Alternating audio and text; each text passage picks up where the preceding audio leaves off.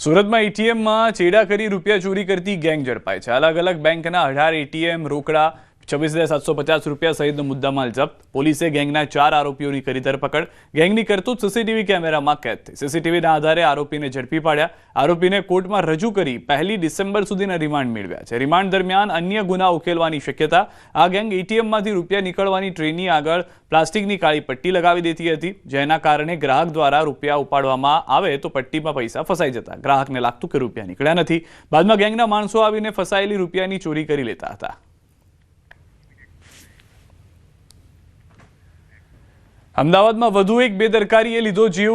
સૈજપુરના new બંગલા વિસ્તારની ઘટના। રસ્તા પરની ગટરના ખાડાએ એક રાહદારીનો જીવ લીધો છે। આખી ઘટના સીસીટીવીમાં કેદ થઈ છે।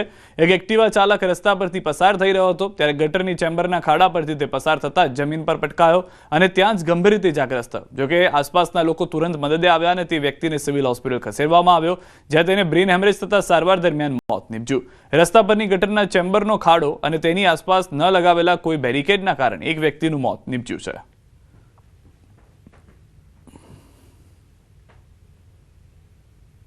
चाचा यहाँ से ऑफिस से अपने घर जा रहे थे, तो यहाँ जो गटर का ढक्कन है उसके लिए यहाँ के लोगों ने 5-6 बार म्यूनसिपाल्टी में कंप्लेन की हुई है, पर उसके लिए ये लोग इतनी बेदरकारी है, अभी तक ये लोग रिपेयर करने के लिए आया नहीं। और मेरे चाचा यहाँ से गाड़ी लेके जा रहे थे तो उनकी गाड़ी स्लिप हुई यहाँ गटर में जाके और उनका ब्रेन पे लगते ब्रेन हेमरेज हो गया और उनकी डेथ हो गई। घटना 26 નવેમ્બરની સાંજની છે। રસ્તા પરથી નંદલાલ અંબાની આરસીસી રોડ પરથી પસાર થઈ રહ્યા હતા, ત્યારે રસ્તામાં ગટરના ચેમ્બરના ખાડા પરથી તેઓ એક્ટિવા લઈ નીકળ્યા। ત્યાં જ તેઓ સ્ટીયરિંગનું બેલેન્સ ગુમાવ્યું અને જમીન પર પટકાયા। જોકે ઘટના ઘટ્યા બાદ ગટરની આસપાસ બેરિકેડ લગાવી દેવાયા। આખા મામલે તંત્રની ઘોર બેદરકારીને કારણે મોત થયું હોવાનો પરિવારજનો આક્ષેપ કરી રહ્યા છે। તો બીજી તરફ બેદરકારીના કારણે મોત બાદ એએમસીએ હાથ ખંખેર્યા હોવાનું પરિવારજનો જણાવી રહ્યા છે। एएमसी के जो भी इनका जो भी काम है, वहीवट है, जो भी है, जो भी एएमसी के वजह से इनका जो ढक्कन जैसे ये गटर का चैम्बर का खुला हुआ था, हमारे चाचा तो चले गए। हम चाहते हैं कि हमारे चाचा गए, हमारे गल के पिलर थे, जो छोटे छोटे बच्चे थे, उनका काम भरण पोषण कौन करेगा, हमको उसका जॉब चाहिए। उसके बाद अभी ये किसी और के साथ नहीं हो, हम वो चाहते हैं कि चलो भाई हमारे चाचा चले गए, वापस तो नहीं आ सकते हैं, लेकिन ये इसका जवाब हमें कौन देगा। तो हम वही चाहते हैं कि हमें न्याय चाहिए, हमारे चाचा को न्याय चाहिए। અમદાવાદ મહાનગરપાલિકાની વધુ એક બેદરકારીનો ભોગ એક વ્યક્તિ બન્યો છે। એક વ્યક્તિનું મોત થઈ ચૂક્યું છે અને આપ જોઈ રહ્યા છો જે પ્રકારે આ રોડ ઉપરથી જ્યારે વ્યક્તિ પસાર થઈ રહ્યો હતો ત્યારે આ જ ખાડાની અંદર ખાસ કરીને તેનું એક્ટિવા ફસાઈ ગયું અને તેનું મોત થઈ ગયું। આ ઘટના અમદાવાદના સૈજપુર વિસ્તારમાં બની છે અને જે પ્રકારે આ ઘટના બની છે અમદાવાદ મહાનગરપાલિકાની બેદરકારીનો આ જે નમૂનો છે આપ જોઈ રહ્યા છો। આરસીસી રોડ લોકોની સુવિધા માટે બનાવવામાં આવ્યો હતો, પરંતુ જે પ્રકારે બેદરકારી દાખવવામાં આવી તેને કારણે એક વ્યક્તિનું મોત થઈ ચૂક્યું છે। તો આવી ઘટના છાશવારે જ્યારે બનતી હોય ત્યારે તેને અટકાવવી ખૂબ જ જરૂરી છે। અમદાવાદ શહેરની અંદર જે પ્રકારે ખાડા પડી રહ્યા છે, અડધી રાત્રે જ્યારે અહીંથી પસાર થતા લોકો છે તેનો જીવ જઈ રહ્યો છે, ત્યારે સૌથી મોટો સવાલ એ થઈ રહ્યો છે કે અમદાવાદ મહાનગરપાલિકા કેવી રીતે કામ કરી રહી છે। કેમેરા પર્સન અમિત શર્મા સાથે દીપિકા કુમાર, ન્યૂઝ 18 ગુજરાતી, અમદાવાદ। દ્વારકાથી સમાચાર। દેશી દારૂની ભઠ્ઠીઓ પર તવાઈ। ભાણવડ પંથકમાં એલસીબી પોલીસની કાર્યવાહી। બરડા ડુંગર પર ધમધમતી હતી દારૂની ભઠ્ઠી। ધાર પીપરાવાળા વિરડા પાસે ત્રાટકી પોલીસ। 1400 લીટર દેશી દારૂની બનાવટની જપ્ત કરી લેવામાં આવ્યું છે। કાચો હાથો અને સાધનો સહિતનો મુદ્દામાલ જપ્ત કરાયો છે। ભઠ્ઠી પરથી રૂપિયા 36,000નો મુદ્દા માલ પણ જપ્ત થઈ ચૂક્યો છે। પોલીસના દરોડા પાડતા જ આરોપી ફરાર થઈ ગયો। ફરાર આરોપી કરમણ ભીખા મોરી સામે નોંધાયો છે ગુનો। પોલીસે વધુ તપાસ હાથ ધરી છે। દ્વારકાના ખંભાળિયાના વેપારીએ ખેડૂતો સાથે 11 લાખથી વધુ રકમની છેતરપિંડી કરી। કુબેર વિસોત્રી ગામના ખેડૂતોના ચણા, મગફળી અને ધાણાના પાકની ખરીદી કર્યા બાદ વેપારી પૈસા ચૂકવ્યા વગર ફરાર થઈ જતા ખેડૂતને આર્થિક ફટકો પડ્યો।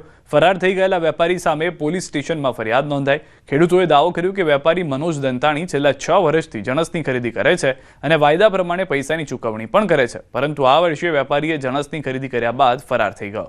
વેપારીને ફોન કરતા અલગ અલગ બહાના આપતો આખરે વેપારીએ પોતાનો ફોન બંધ કરી દેતા ખેડૂતોએ ફરિયાદ નોંધાવી છે।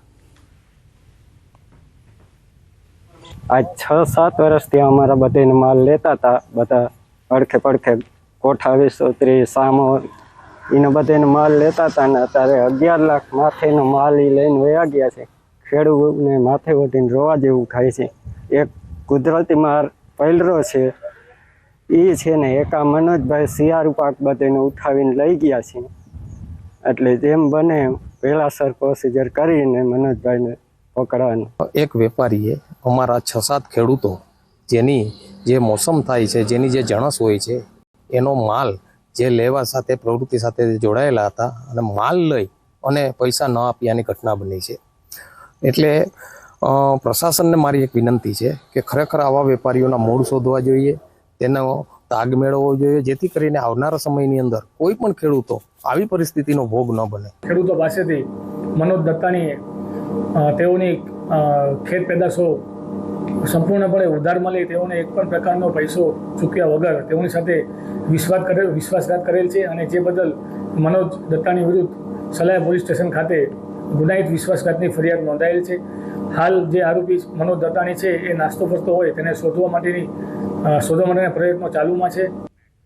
રાજકોટથી સમાચાર. બિલિયાળા ગામના ખેડૂતને માર મારવામાં આવ્યો છે. ગોંડલમાં મગફળીની ખરીદીમાં ગોલમાલનો દાવો. ખેડૂત પાસેથી વધુ મગફળી લેવાતી હોવાનો આક્ષેપ. 35 કિલો 800 ગ્રામને બદલે 36 કિલો 200 ગ્રામ મગફળી લેવાઈ. ખેડૂતે વિડીયો બનાવતા મોબાઈલ ચૂંટવી લીધો. ગણેશ રાજ અને લાલાભાઈનું રાજ ચાલે છે તેવું કહેવામાં આવ્યું. ખેડૂતનું અપહરણ કરી માર માર્યાનો આરોપ છે. 7 થી 8 લોકો દ્વારા માર મારવામાં આવ્યો તેવું ખેડૂતે કહ્યું છે. ખેડૂતને સારવાર માટે હોસ્પિટલમાં ખસેડાયા છે. આરોપીઓ સામે કાર્યવાહી કરવાની માંગ છે. એ લોકો પછી અહીંયાથી બધા આવી પીડ્યા. પહેલાં તો મને કહે આ ગણેશ રાજ ને લાલાનો રાજ છે કે અહીંયા પરમિશન વગર હવાય નહીં કે. ઓલા લોકોને ખેડૂને બધાને આવડા જે ગેંગ હતી આખી ગેંગે બધાને ખેડૂને કહી દીધું કે તમારે કોઈ આવે અહીંયા તો કહી દેવાનું કે અમારે અહીંયા બરોબર જ હાલે છે. ખેડૂને કહે તમારે કોઈને કાંઈ બીજું કંઈ નિવેદન નથી દેવાનું કે માંડવી વધારે લઈ જાય છે શું છે, અમારે બરોબર હાલે છે કે અમને કાંઈ વાંધો નથી. મને ઊભો તો મને કે ઊભું નથી રહેવાનું, નીચે બેસી જતું. કીધું ભાઈ